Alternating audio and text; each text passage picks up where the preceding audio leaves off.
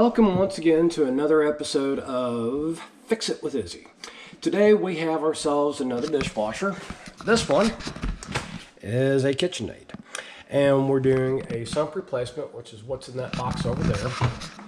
Because we have an issue where it just does not want to wash worth anything. So what happens is the pumps wear out, and then the really only feasible way to do this is by replacing the sump assembly. I mean, you can try it other ways all you want to, but 9 times out of 10 it's going to leak because nothing seals worth anything. So, so we're going to get started on this repair, and we're just going to start taking things out. We're going to start with the basket, get that kind of out of the way there. Now, when you get down to this guy here, this thing can be a royal pain. If you take it and kind of turn it clockwise, I believe, and then the spray arm comes out, that leaves you down with all those pieces right there. Now, what you're going to want to do is this piece is going to want to come off. You can leave this in place. It may shift a little bit. That's totally fine. Don't worry about that. You've got T25 Torx there, right there, and right there. And once you got all that done, then I'll take care of the top side. And so I'm gonna go ahead and get all that undone, and then we'll work on the bottom side. See you in a second. Okay. Yep, I had a moment of amnesia. That's what it's supposed to look like before you get ready to pull on the top side. You look at the new one. You see it's got the filter somewhere on top. I mistakenly told you to use the T25s and pull out. You don't have to. At this point in time, once you got that disconnected, you got this arm here out of the way. Now remember, there's a little piece of plastic down there that you don't want to forget about. That's going to go on that side there. And when you put that whole assembly back together, it'll slide right into place. You'll be fine. But those screws that I pointed out, no. Don't take them out. This is a step you don't have to worry about. That part's done. Yeah, let's go on the bottom side, see what's going on. Okay. Let's get ourselves under here. Have a little look. We're going to want to take that guy off right there. We'll reach around over here. Get that drain pump out of the way. We'll make sure we got these wire. See if there's any clips up there. Nope, don't see any clips that are holding that bit in. Now, this particular model has a retainer clip. Should be 3 of them. Let me kind of up here a little bit. See if I can find them. And yeah, one of the main things you want to do is make sure that once you grab the clips, save them. There are these little guys right here. There's going to be 3 of them. There's going to be one in the front, one in the back, and one on the side. 3 of them going to hold it kind of in a little bit, and then that's what keeps it in place. Anyhow, let's get the rest of the stuff out of here, and I'll probably do some time lapse on this one, and we'll get the old one out and get ready to put the new one in. So stick around and enjoy.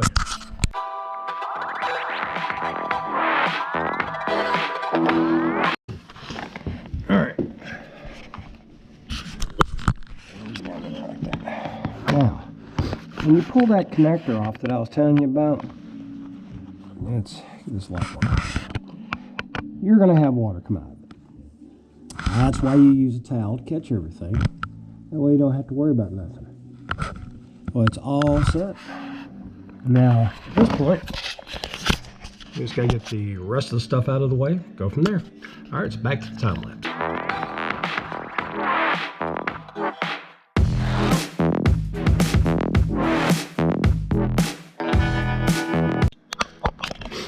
Okay, so we got everything all out and all. Take you the towel, wipe up some more stuff. You're going to have a lot of water that's going to come out of this thing. Don't worry, it's something that everybody runs into. Got the old assembly out here. You can see there's the motor, capacitor, and all that good stuff. Now, up here, where my thumb's at, there's a little plate, a little thing. Reach down here for it. It's that right there. That's your turbidity sensor. What that does is measures the amount of debris, detergent, cloudiness, and all that kind of good stuff in the water. This, I usually just don't worry about taking it off the harness. Because 9 times out of 10, you can just unclip it, pop it in when you put the new one in place, and everything is all good. So, with that being said, let's get the new one in and go from there. Now remember, you're putting this thing in place. Where my thumb's at, there's a little slot. You look down there, you may be able to see it. Hold on, let's get some light. Alright, we'll just do it like this. Connect the whole area. There's a little notch down there that little pin will slide into. Once you do that, everything will drop in, and it's just a matter of wedging those pieces back into place. Now, the back one is going to be right beside one of the legs going down on your heating element.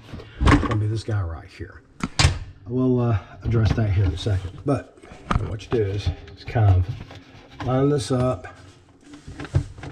and then once you get it about where you want it, it'll just naturally try to settle. There we go. And depending on what you got going on up underneath, it'll either flatten out or it won't. One of the two. Anyway, let's get back at it and get the new one in here, and let's get this thing going.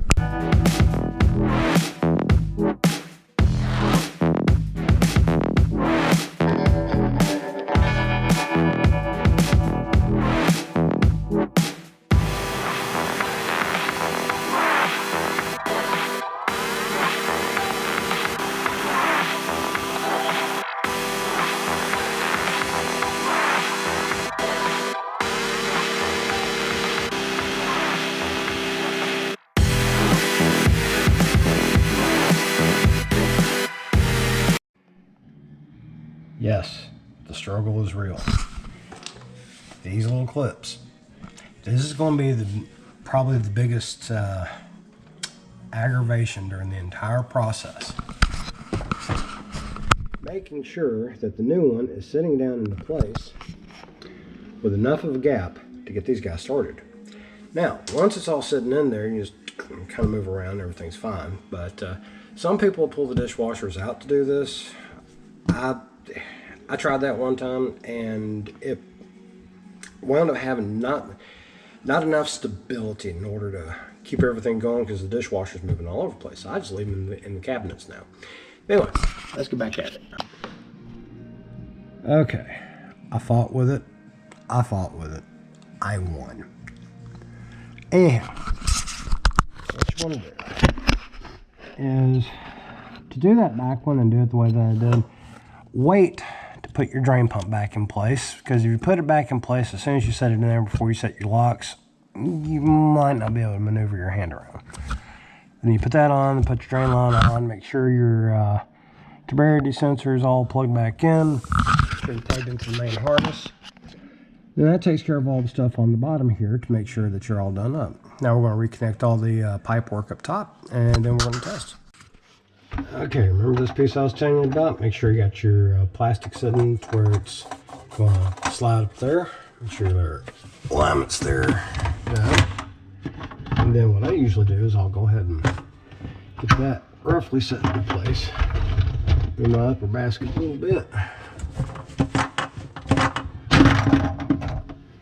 Well, sometimes you get caught up at the top.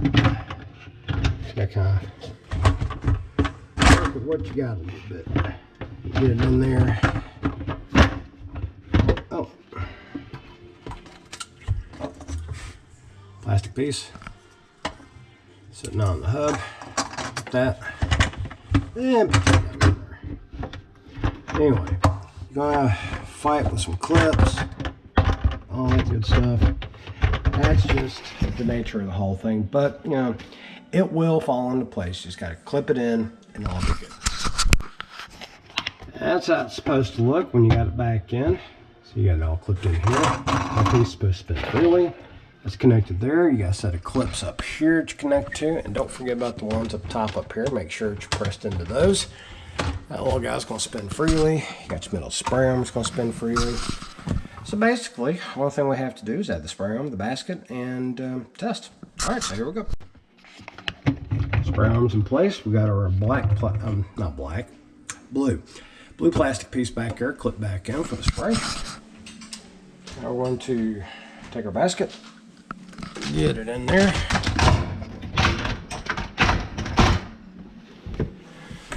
Come up here to the control panel. Let's see, let's do 1 hour. Start. And let's see what we get. Now the big thing is making sure we're not leaking anywhere. So that's what we're going to be watching for. Make sure nothing drips. Mainly from the drain pump assembly. Everything else should be good. Sometimes that drain pump doesn't want to line up. But you'll know at the very moment you put water to it. So far everything's looking good. Gonna watch it for a bit more. Make sure everything's all set. And then we call this repair done. So, oh, listen to that. Working wash pump. Yay! Alright, we'll get back to this in a second. Okay, so we've had the dishwasher running for a little bit now. No leaks, everything's looking good. Don't have to worry about much of anything at this point because things are all done up and taken care of. So what we're going to do is we're going to open up the washer and make sure that the spray pattern's good, we've got saturation all on the inside and all that good stuff. So here we go. Take a look. One, you want to just crack the door to start with, otherwise you're going to really get wet. And then we look. Got some good water happening going on. Yay, everything's looking good. Everybody's getting water. Want to hit the start button, let it go on its way.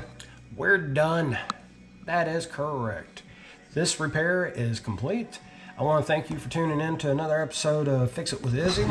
Be sure to like, share, and subscribe. Every time you hit that like button and share it and subscribe, it makes my numbers look better. And you know, it's all about making sure that we spread the word of good appliance repair. Anyhow, if you feel so inclined, hit up my Cash App. If I've saved you money and you want to show some appreciation, you know, that's all good and fine, well too. Just hit my tag below, up there. But anyhow, with that being said, thanks for tuning in, and we will see you on the next episode of Fix It with Izzy. Take care.